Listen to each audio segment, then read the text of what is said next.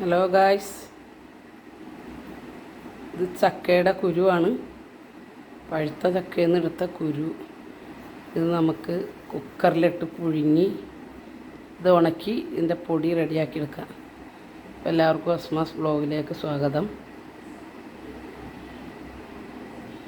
ചക്കക്കുരു ഒന്ന് കുക്കറിലിട്ട് ഒരു 3 വിസിലടുപ്പിച്ച് നമുക്കിതിനെ പുഴുങ്ങിയെടുക്കാം. ചക്കക്കുരു നന്നായിട്ട് കുക്കറിലിട്ട് ഒരു 2 വിസിലടിച്ച് വേവിച്ചെടുത്തിട്ടുണ്ട്. നല്ല പുക ഉണ്ട്. ഇത് നമുക്ക് നല്ല വെയിലത്തിട്ട് നന്നായിട്ടൊന്ന് ഉണക്കിയെടുക്കണം. ഒരു ദിവസം ഉണക്കി കഴിയുമ്പോൾ നമുക്ക് ഇതിൻ്റെ തൊണ്ടൊക്കെ കളയാം. നമുക്കിത് ഉണക്കാം വെയിലത്തിട്ട്.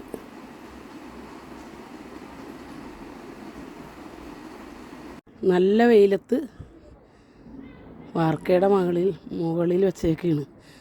ചക്കക്കുരു നന്നായിട്ട് ഉണങ്ങി കിട്ടട്ടെ. എന്നിട്ട് നമുക്കിത് വെച്ച് എന്തുണ്ടാക്കാൻ പറ്റുമെന്ന് നോക്കാം.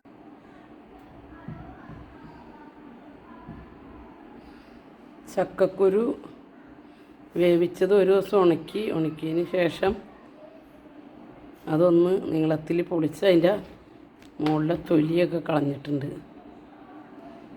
അപ്പോൾ ഇത് നല്ലത് തൊലി കളയാൻ നമ്മൾ വേവിച്ച ഉടനെ തന്നെ നീളത്തിൽ പൊളിച്ച പെട്ടെന്ന് അതിൻ്റെ മുകളിലെ തൊലി കളയാം.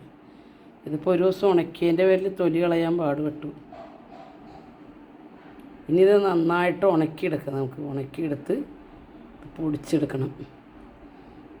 ചക്കക്കുരു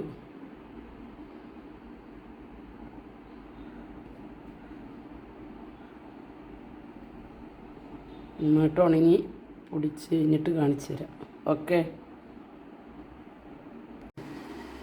ഹലോ ഗായ്സ്, ചക്കക്കുരു നന്നായിട്ട് ഉണക്കിയെടുത്തിട്ടുണ്ട്. അതിൻ്റെ കറമ്പലൊന്നും കളഞ്ഞിട്ടില്ല. കറമ്പലിലാണല്ലോ നമ്മുടെ ഗുണങ്ങളുള്ളത്. നന്നായിട്ട് പൊടിയണ രീതി ഇത് നമുക്ക് മിക്സിയിലെടുത്ത് നന്നായിട്ട് പൊടിച്ചെടുക്കാം.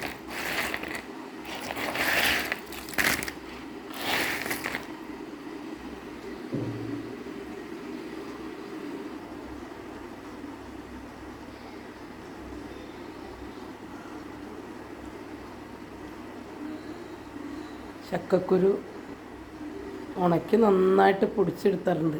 ഇത് വേണമെങ്കിൽ ഒന്ന് നമുക്ക് അരിക്കുകയും ചെയ്യാം. അരിച്ചതിൻ്റെ ബാക്കി ചെറിയ ഇതുണ്ടെങ്കിൽ അത് കളയുകയും ചെയ്യാം. അപ്പോൾ ഇത് വെച്ച് എന്ത് വേണമെങ്കിലും ഉണ്ടാക്കാം. എങ്ങനെ വേണമെങ്കിലും കഴിക്കാം. ജ്യൂസിൽ ചേർക്കുക, എന്തിൽ ചേർത്തും നമുക്ക് കഴിക്കാം. അല്ലെങ്കിൽ അവലോസ് ഉണ്ട ഉണ്ടാക്കുക, വെറുതെ കഴിക്കുക. നല്ല ഒരു വിറ്റാമിനുമാണ്. നമുക്ക് സൂക്ഷിച്ച് വെക്കാൻ. എപ്പോഴും നമുക്ക് ടിന്നിലടച്ച് സൂക്ഷിച്ച് വെച്ച് കുറേശ്ശെ നമുക്ക് കഴിക്കാം. എല്ലാ രോഗത്തിനും ഇന്നിപ്പോൾ ചക്കയും ചക്കക്കുരുവൊക്കെ നല്ലതാണെന്ന് കണ്ടെത്തിയിട്ടുണ്ട്. അപ്പോൾ എല്ലാവർക്കും. അപ്പോൾ ഇനി ഇത് വെച്ച് എന്തെങ്കിലും ഉണ്ടാക്കുന്ന അടുത്ത വീഡിയോയിൽ കാണിക്കാം. Okay, by.